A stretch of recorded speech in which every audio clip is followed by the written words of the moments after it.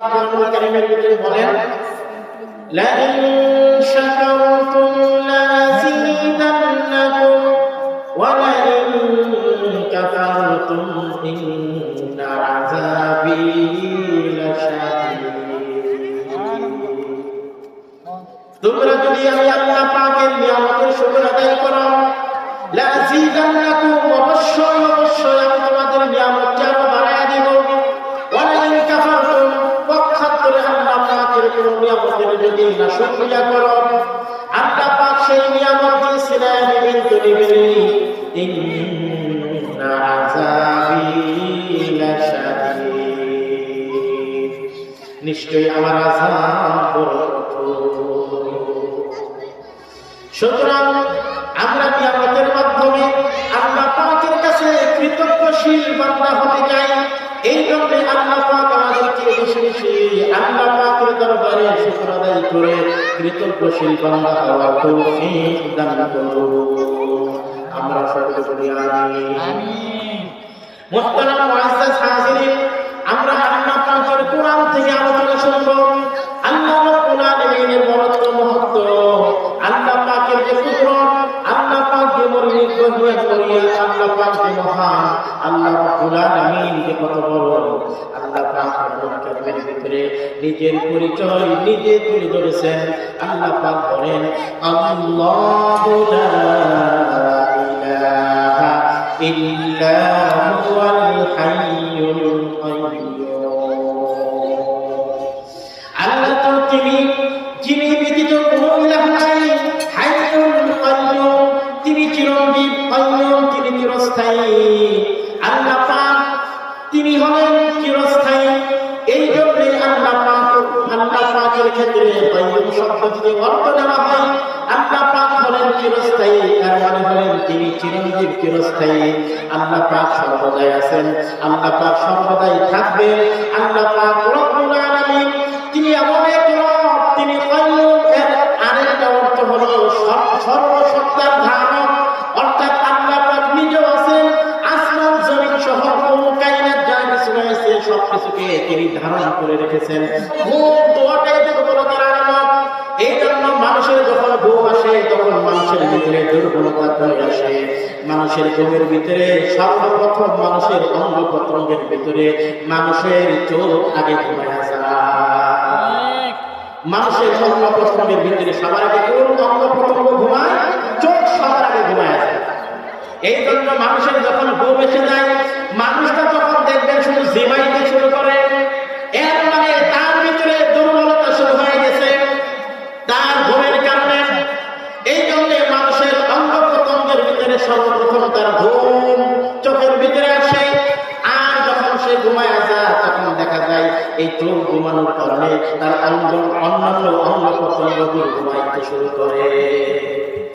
দেখবেন একটা মানুষ ঘুমের চেয়ারের ভিতরে বসা, চেয়ারের ভিতরে বসে গরমের দিনে কারেন্ট নাই, এইভাবে হাত দিয়ে পাখা ঘুরাইতেছে। কিছুক্ষণ পর দেখবেন হাত থেকে পাখাটা পড়ে গেল, এর মানে তার হাতের ঘুম হয়ে গেল। আবার চেয়ারের ভিতরে বসে বসে পা নাড়াইতেছিল, কিছুক্ষণ পর তার পা নাড়া বন্ধ হয়ে গেল, এর মানে হলো পায়ের ঘুম হয়ে গেল। এরপরে তার অঙ্গ প্রত্যঙ্গের ভিতরে সর্বপ্রথম তার যে অঙ্গ প্রত্যঙ্গটা ঘুম যায় সেইটার নাম হলো কান। কান দীর্ঘক্ষণ পর্যন্ত জাগ্রত থাকে। মানুষের চোখ যদিও লেগে গেছে, এরপরেও কানের পাশে বসে কেউ যদি বিড়বিড় করে গুনগুন করে, সে বুঝতে পারে তার বিরক্ত বোধ হলেও ঘুমের কারণে কিছু বলে না, কিন্তু সে বলতে পারে আমি তো ঘুমাইছিলাম কিন্তু আমার কান ঘুমাই নাই, এই জন্য আমার পাশে বসে যা কিছু বলছো আমি সব কিছু শুনেছি। ঠিক কিনা? এই মানুষটা যখন কান ঘুমায় যায়, এই ঘুমটা মৃত্যুর ঘুমের সাথে মিশে যায়। আল্লাহ রাব্বুল আলামিন পবিত্র কোরআনুল কারীমের ভিতরে বলেন আল্লাহু ইয়াতাওয়াফাল আনফুসা হিনা মাউতিহা ওয়াল্লাতী লাম তামুত ফী মানামিহা ফায়ুমসিকুল্লাতী ক্বাদা আলাইহাল মাউত ওয়া ইউরসিলুল উখরা ইলা আজালিন মুসাম্মা ইন্না ফী যালিকা লাআয়াতিন লিকাওমিন ইয়াতাফাক্কারুন। আল্লাহু আকবার। আকবার। আল্লাহ রাব্বুল আলামিন বর্ণনা দিচ্ছেন, আল্লাহু ইয়াতাওয়াফাল আনফুসা হিনা মাউতিহা, মৃত্যুর সময় সমস্ত প্রাণীর সমস্ত নফসের আল্লাহ পাক মৃত্যু দান করেন। ওয়াল্লাতী লাম তামুত, এবং যেই সকল প্রাণীগুলোর মৃত্যু না হয়, ওয়াল্লাতী লাম তামুত ফি মানামিহা, এখনো হায়াত বাকি আছে, মৃত্যুর সময় আসে নাই, তাদেরকে আল্লাহ পাক ফি মানামিহা, ঘুমের ভিতরে মৃত্যু দিয়ে দেন। এই জন্য ঘুমকে বলা হয় আকুল মাউত, মৃত্যুর ভাই, দেশের ভাই। বিশ্বনবী হাদিসের ভিতরে বলে আল মাউত আকুল ভাই, ঘুম হলো এই আল মাউত আকুল মাউত, এই যে আল মাউত আকুল মাউত, ঘুম হলো মৃত্যুর ভাই।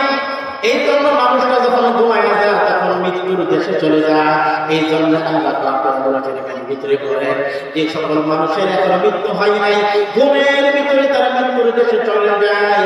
আর আল্লাহ রাব্বুল আলামিনের এই আয়াতটাকে বিশ্বনবী হাদিসের মাধ্যমে ভালোভাবে স্পষ্ট করে বুঝাইয়া দিলেন। আমরা যখন ঘুমাইতে যাই তখন কি দোয়া করি?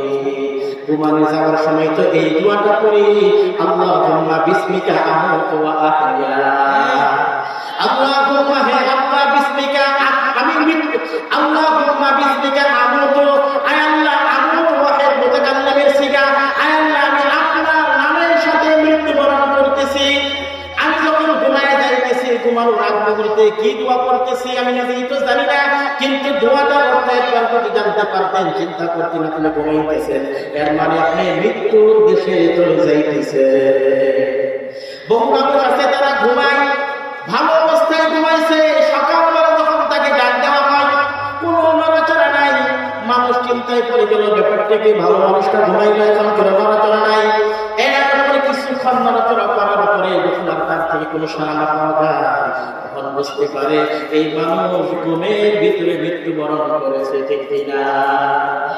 এই জন্য মুহতারাম মুআজ্জাজ হাজিরিন, আমরা যে প্রত্যেকদিন ঘুমাই, ঘুমানোর সময় এই কথাই বলি আল্লাহুম্মা বিসমিকা, আয় আল্লাহ আপনার নামের সাথে আমি মৃত্যুবরণ করতেছি, আবার পড়ি ওয়া আহইয়া, এবং আল্লাহ আপনার হুকুম বলেই আমি জীবিত হব।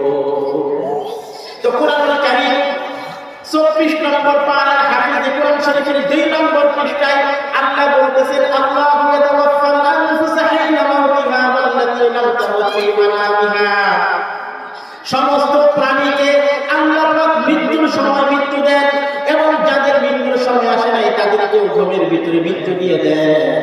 আর যাদের এখন পর্যন্ত হায়াত বাকি থাকে, যাদের হায়াত শেষ, আল্লাহ আলাইহিল মাউত, যাদের মৃত্যুর সময় চূড়ান্ত হয় ঘুমের ভিতরে ফায়ুসিকুল্লাতী কাতা আলাইহিল মাউত, যাদের মৃত্যু চূড়ান্ত হয় ঘুমের ভিতরে তাদের রূহগুলোকে আমার আল্লাহ রাব্বুল আলামিন আটকায়া দেন।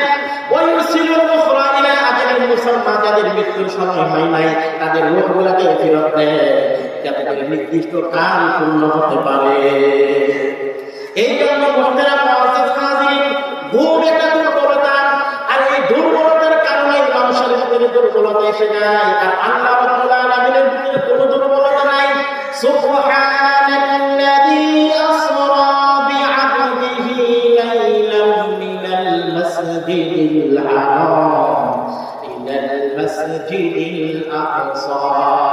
এই যে 15 নম্বর পারা একেবারে শুরুরায়া সুবহান, ওই মহান শব্দ যিনি পূত পবিত্র, সমস্ত ক্ষমতা দুর্বলতাকে মুক্ত, যার ভিতরে কোনো দুর্বলতা নাই।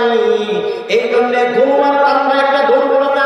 এই জন্য সূরা বাকারার ভিতরে আয়াতুল কুরসিতে আল্লাহ পাক জানায় দিলেন, লা তা'খুযুহু সিনাতুন ওয়া লা নাওম, আল্লাহকে তন্দ্রা এবং ঘুম স্পর্শ করতে পারে না, কারণ আল্লাহ পাকের ভিতরে ঘুম তন্দ্রা আসতে পারে না, কারণ আল্লাহ হলেন হাইয়ুন, আল্লাহ হলেন কাইয়ুম, তিনি চিরঞ্জীব, তিনি চিরস্থায়ী।